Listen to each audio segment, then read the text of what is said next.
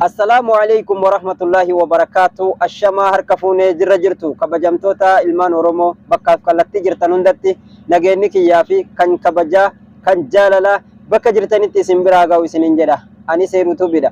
Egaa obboleeyyan kiyya har'allee barnoota haarawaan walitti deebinee jirra. Barnoota amma qabadhee dhufe kana keessatti balaa guddaa googiliin isinirraan ga'u. Akkasuma balaan guddaan googiliin isinirraan ga'u kun maal akka ta'e dursa isinii himee gara iskiriinaatti isin dabarsaa jechuudha. Namni tokko bilbila bitatee erga bilbila bitateetiin jedhe dirqama iimeelii qabaatuu qaba jechaadha. Iimeeliin marii bilbilaati yookaan hoogganaa jechaadha. Bilbilli kan kee yoo iimeela hin qabaanne hoogganamuu hin danda'u jechaadha. Gara tokko deemtee waan tokko fayyadamuu hin dandeettu. Facebook fayyadamuu hin dandeettu. YouTube fayyadamuu hin dandeettu. TikTok fayyadamuu hin dandeettu. Instagram fayyadamuu hin dandeettu. Google fayyadamuu hin dandeettu. Hatta Play keessa seentee waan takka gabbuufatta hin dandeettu jechaadha. Iimeela yoo hin qabaatin garuu iimeela kana banattee qofaafi miti. Faayidaa isaallee itti beekuutu dirqama keetii jechuudha. Iimeelii yoo ati beektee itti fayyadamte baay'ee takka si fayyada. Garuu yoo ati ittiin beekinis akkasuma baay'ee si miidhuu danda'a jechuudha. Tokkoffaa irratti amma osoo gara miidhaa isaatii fi faayidaa kaaniitti hin tarre jechuudha. Akka gaafa bilbila bitattee iimeela irratti banatteeti waan ati YouTube irra sarchi goote yookaan sagaleedhaan dubbatte sagalee ati waraabde sagalee ati dubbatte viidiyoo ati daawwatte jechuun kan namoonni bar viidiyoo adda addaa daawwatan jechaadha. Fakkeenyaaf amma namoonni hedduun kan viidiyoo saalqunnamtii fa'aa daawwatan baay'eetu jira jechuudha. Itoophiyaan yeroo ammaa kana saalqunnamtii daawwatuudhaan sadarkaa tokkoffaa qabattee jirti jechaadha. Kanaaf egaa obboleeyyan kiyya waan kanarraa akka isin fayyadaniif jechuudha. Miidhaan inni isinirraan gahu bilbila keessan kan isin harkaa qabdan kana takka namni isin jaalattan takkaa'u ammoo namoonni isin hin feene arguu danda'anii jechaadha. Gaaf bilbila keessan harkaa qabate namni suni yoo sirriin nama bilbila beeku ta'e takka googilii keessa seennaani jecha tokko qofa itti barreeffata icciitii san guutuutti fidaaf jechaadha. Googilii waan ati iimeelii keetiin fayyadamte hunda akka gaaf bilbila bantee iimeela irratti banteeti waan ati fayyadamte kallattii matti al tokkotti bakka tokko walitti qabee akkanumatti tarreessee fi fidaa jechuudha. Wanta kana yoo beektan ammoo ofirraa cufuu dandeettu. Hin beektan taanaan ammoo isin miidhuu danda'anii jechaadha namni sun. Namni suni gaafa waan sana arge takka hirmijjaa biraa isinirra fudhata jechaadha. Waan kanaan isin doorsisuu yookaan waan kana ammoo gabbuusee yookaan iskiriinshoot godhatee gara bilbila isaa dabarfatee gaafa kaan miidhaa isinirraan ga'uu danda'a jechaadha. Inni ammaffaadha iimeela keessan namni isinii wajjin yoo fayyadamaa jiraate iimeela keessan erga isinii wajjin fayyadamaa jiraate akkuma waan bilbila keessan harkaa qabuuti jechaadha. Namni iimeela keessan isinii wajjin keessa jiru akkuma waan bilbila keessan harkaa qabuuti jechaadha. Icciitii tokko isa dho'isuu hin dandeettan jechuudha. Kanaafuu namni sunillee seenee icciitii keessan kaachi keessatti isin daawwattanii googiliin seef godhee isinii buuse sana googiliin of keessa isinii kaa'e sana kallattii matti hordofuu danda'a jechuudha. Waan kana akka namni sun isin hin hordofne ofirraa akka itti gootanii fi akkasuma icciitii tanaan dura dabarsitan. Icciitii asin dura dabarsitan san hunda bakka tokkotti akka ofirraa bakka sanirraa balleessitanii bilbila keessan bilisaan itti fayyadamtaniin isinitti argisiisaa jechuudha. Obboleeyyan kiyya viidiyoon kun jalqaba laalaa jirta taanaan laayikii gochuudhaan hin dagatinaa isiniin jedha. Akkasuma hiriyoota keessaniif sheer godhaa barnoota kana akka irraa barataniif. YouTube kanatti dursa dhuftanii viidiyoo kana daawwataa jirtan taanaan YouTube kana isinitti haarawaa ta'e taanaan subscribe gochuu hin dagatinaa isiniin jedha. Yaada qabdan gara koomentiitiin naaf barreessaa. Gara barnootaatti isin dabarsaa na waliin turtii gaarii.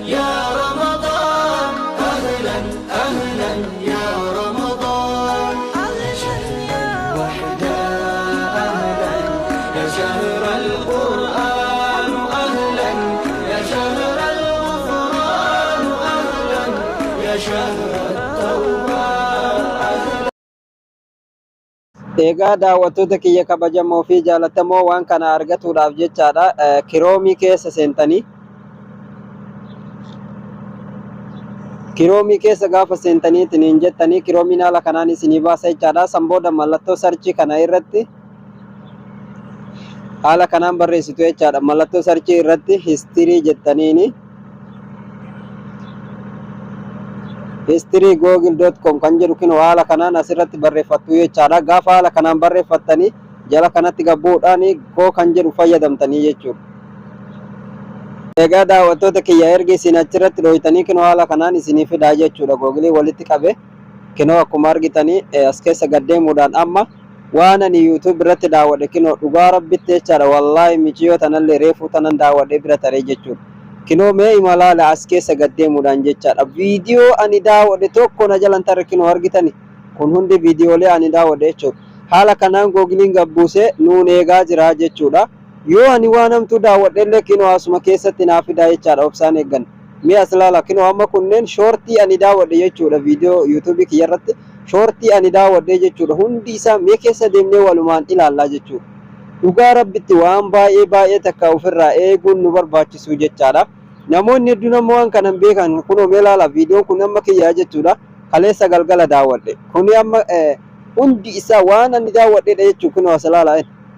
Viidiyoo ani daawwadhe kallatti maa wali qabee as naaf fidaa jechaadha. Viidiyoo hedduu kinoo viidiyoolee ani daawwadhe wali qabee kinoo argitani. Asitti naan eegaa jechuudha. Viidiyoon dheeraadha bari oofee hin fixu jechuudha. Mee keessuma deemne kinu waan ani daawwadhe takka nan bifne jechaadha. Googileen asii walitti qabee nuun eegutti jira jechuudha obboleeyyan kiyya. Icciitii hamaallee yoo ani daawwadhe asuma walitti qabee naan eegaa jechuudha. Tokko na jalan taru jecha kana olaala. Tokko raanfateellee biran tarree jechuudha namichi mataa faaqaa kun. Mee imalaala as keessa deemuudhaan hedduu isaati jechaadha. Viidiyoolee kanneen ammoo akkanuma gochuudhaan keessaa dileetii gochuu dandeettu jechaadha. Ka dandeettan as ilaala kuno. Viidiyoo ani torbaan dura daawwadhellee viidiyoo ani waggaa dura daawwadhes hunda isaa akka gaafa bilbila kana bitadheeti kan ani daawwataa oole. Amma kan amma daawwataa oole kun wallaahi ka rabbinetti argu kan kaleessaatii fi kan har'aatii jechuudha. As ilaala. Viidiyoo kana eda daawwadhe kinoo viidiyoo kanneen jechuudha. Isa kana amma jaabuu kanaa fi kanas eda daawwadhe. Ammas as keessa ol deemne kun hundi isaa waan as qabu kanan daawwadheedha kaa kinoola kanas eda daawwadhe wallaahi billaahi viidiyoo asiin duraan hojjedhe hunda isaa kinoo eega ol oofee hin fixu jechuudha. Shabakaa kiyya dadhabaadha malee inni oofee hin fixu jechaadha kinoo akkuma argitan walitti qabee hunda isaa bakka tokkotti naan eegaa jechuudha kinoo akkuma argitan ijoollee man daawwadhe jechuudha kun hunda isaa warra ani daawwataa ture osoo waan hamtuullee waan rabbiin jaalanne waan namni hin jaalanne kan ani daawwadhu ta'e na salphise jechuudha. Yoo namni bilbila kiyya kana har'a narraa fuudhee kan laalu ta'e kallatti manaal tokkotti namni arguu danda'a jechuudha. Icciitii ani as keessatti hojjedhe hunda isaa salphina moo salphina miti wallaahi mee ilaalaa shoortiidha jechaadha. Irra baay'isee ani viidiyoo shoortii daawwadha malee viidiyoo dhedheeraa hedduu namaaf hin daawwadhu jechaadha. Viidiyoo shoortii amma namni gadi lakkifatu baay'ee daawwadha jechaadha.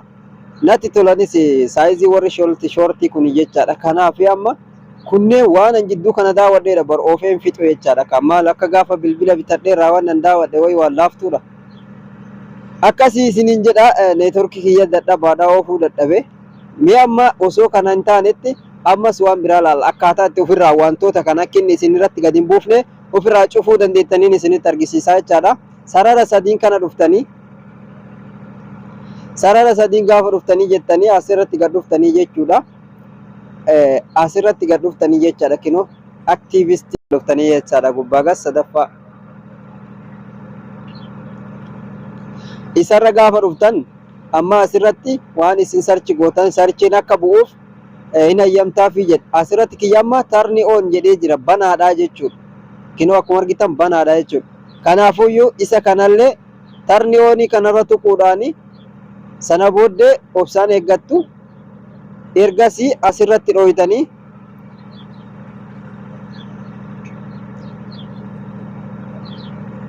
ammas okay jettaniini ofirraa cuftanii jechuudha. Amma ofii ta'ee jira jechuudha kun asitti.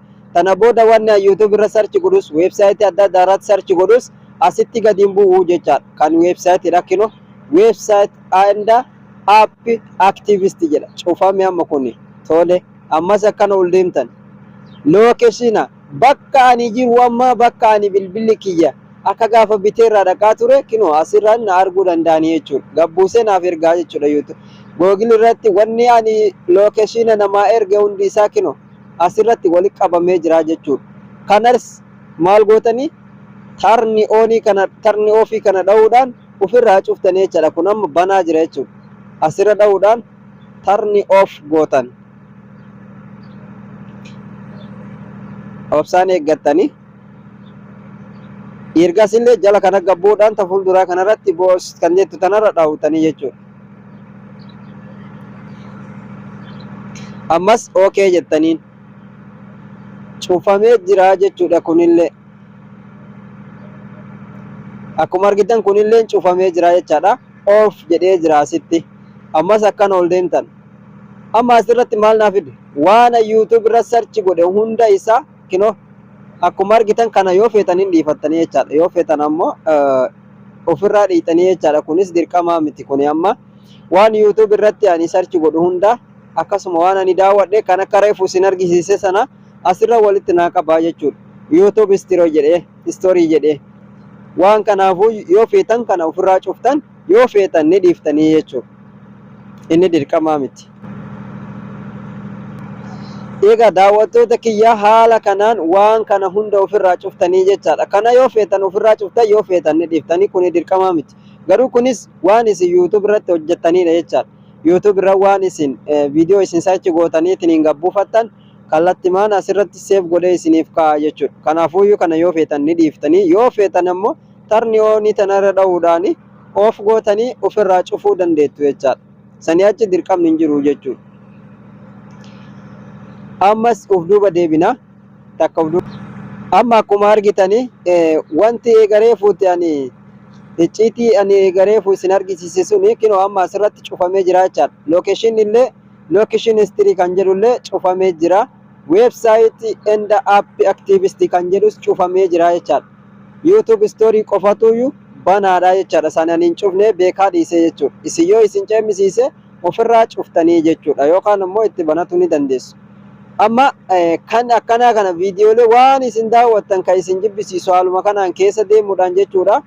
Qubee X tanarra dhooytanii X irra gaafa dhooytan asirratti jechuudha. Inni nuuni baasaa jechaadha. X marra dhooytanii sana booda ni taraa jechuudha. Ammas X marra dhooytan ni tara X ma gootan. X matana dhooytan jechaadha. Hunda isaa as keessaa balleessuudhaaf yoo dandeessan X irra dha'uudhaan kinoo akkuma argitan X godhuudhaan ofirraa keessaa baaftanii jechuudha. Waan isin hin fayyadne kan asirraa argitan sana X marra dha'uudhaan X ma gootanii keessaa baaftanii jechuudha.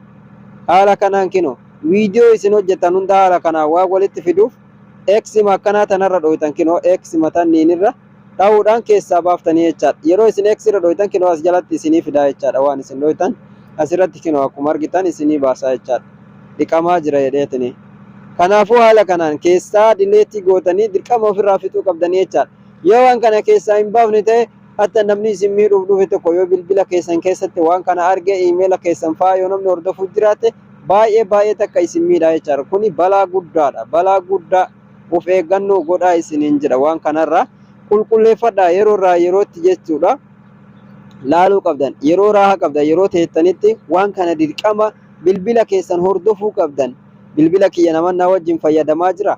Namni na wajjin itti fayyadamaa jira moo fayyadamaa hin jiru waan jedhu nama waa barsiisu jala deemtanii daawwatuu qabdan. Dhugaa rabbitti baay'ee takka barnoota irraa argattanii jechuudha. Wanta kana yoo ofirraa kan eeydan ta'e. Amma kuni waan hedduudha. Waan amma ani daawwadhe miti gaa. Guyyatti namni viidiyoo meeqa daawwatamee ilaala. Amma kanaafuyyuu haala kanaan dhiqxaniitiin ofirraa keessaa baasuu qabdanii jechuudha. Yoo haala kanaan dadhabdan ammoo maal gootan beektu? Asuma dhuftan sarara sadiin kana.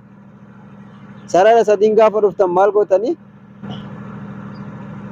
Sarara sadiin kana gaafa dhooytan delete activist kan jedhu kanarra dhooytan. Activist by kan jedhu sanirra gaafa dhooytan haala kanaan isinii fida. Ergasii maal gootanii? Asumarra gabbuutan. Akkuma argitan kuni kan guyyaa kuni kan sa'aatii meeqa dura heddaa, kuni ammoo kan guyyaa torbaati. Akkasuma kunis always jedha kana itti gaduma dhooftan kan jedhu kanarra dhooytan. Gaafa achirra dhooytan kinoo haala kanaan isinii fida jechaadha. Sana booda jala kana gabbuudhaan next tuytan. Kallattimatti next gaafa tuytan ammallee delete as jirtu tana dhooytanii jechuudha. Ergasii amma keessaa dhiqaa jira jechuudha al tokkotti. Kinoo akkuma argitan delete complete jedheetiin hin jira jechaadha. Keessaa dhiqameera. Okay jettanii jala kana gabbuudhaan okay jettanii. Amma icciitiin eegaree fuusuun hundi isaa dhiqamee jechuudha. Obsaan eegganna. dileet godhee haa xumuru.